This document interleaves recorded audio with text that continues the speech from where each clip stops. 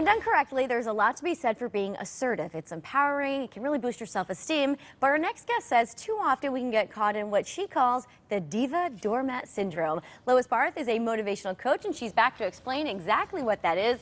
So, Lois, I suppose it's true. A lot of women, I would say, struggle with being assertive because there's that fine line where you're almost mean, I would say, right? You got to be really careful. Absolutely.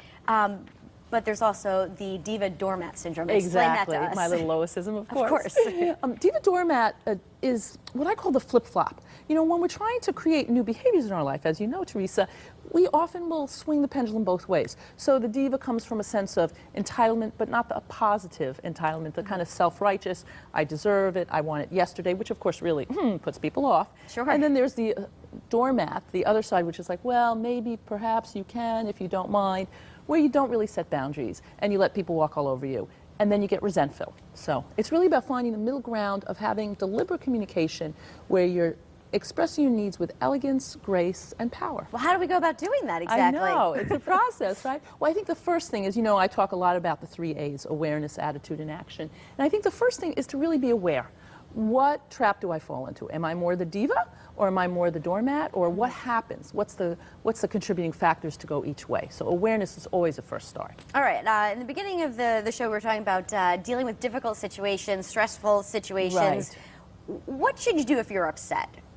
It's a good question. Rather than lashing out, I guess. Exactly. Well, the first thing, I joke around with clients that I work with in terms of in work situations when they're angry, I say, do an email, and then the 3 magical words, save as draft, yes. Don't send it. Take a couple minutes to think about it, right? You got to find ways. I always say, you know, kind of get curious versus critical. You know, because what happens is what we do is when we're upset about something, we either criticize ourselves, how do we let this happen, or criticize the other person. So I say use those situations as like opportunities for growth. I call them FOGs, fabulous opportunities for growth. Oh, little acronym there, of course. Yeah, absolutely. You also say it's important to untrigger. What do you mean by that? Well, like what I said, Teresa, often when, I don't know about you, but when I get angry, it's like, whoa, you know, You need a breather, right? Exactly. You see red. So the first thing is you've got to know what your triggers are so you can untrigger. You know, one of my contractors is, he mines for gold, and I think it's a very similar metaphor. And he says he has to go through a lot of mud and dirt before he sees the gold flecks. And I think that way about when something comes up for you. You got to mine through the muck. So untrigger. I call my friend Vicky, and I say, Vicky. Have a go-to person? Yes, that's a great secret, I right? have a goddess vent. That's what I call it. And it's not about dumping or complaining. It's about getting it out so we can find what the gold is underneath, which is what are the needs that need to be addressed? How can I be communicating my needs more powerfully? What do I need that person to know? So those are the things that I find. Some people love to work out. Journaling is helpful.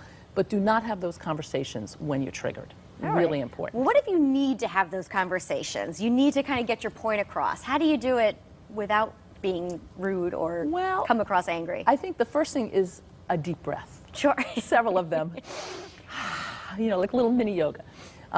Whenever possible, if you can excuse yourself and go to the ladies' room and take a couple of nice deep breaths and just untrigger.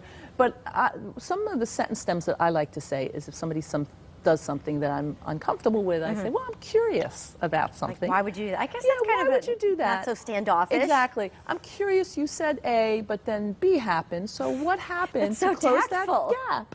Right? Inside, you might be like, but it's what comes out of your mouth. It makes a big difference. Absolutely. Curiosity becomes an open conversation with you and the other person. Liz, tell us quickly about your book.